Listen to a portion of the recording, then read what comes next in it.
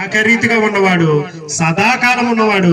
నువ్వు ఎక్కడికి వెళ్ళక్కర్లేదు, నీ ఉన్న చోటే ప్రభువా యేసయ్యా నా హృదయాన్ని దర్శించవా, నా జీవితాన్ని మార్చవా, నన్ను సత్య మార్గంలో నడిపించవా, ఈ జీవితం తర్వాత రానున్నటువంటి ఆ స్వర్గంలో నేను ప్రవేశించడానికి అయా నిన్ను నమ్ముకునే భాగ్యాన్ని నాకు ఇచ్చి నా హృదయాన్ని తెరవవా నువ్వు అడగగలిగితే ఆయన నీకు మరీ సమీపంగా ఉన్నాడు గనక ఏ ఒక్కరిని ఆయన త్రోసిపుచ్చడు.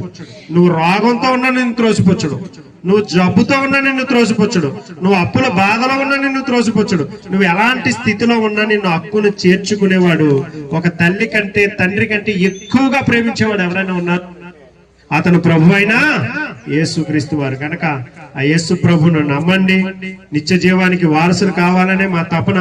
మేము అనుభవిస్తున్న ాలని ఈ యొక్క మాటలు మీ హృదయాల్లో దేవుడు ముద్రించి ప్రభు యొక్క జ్ఞానమును మీ మనోనేత్రమును దేవుడు వెలిగించును గాక. ఆమేన్.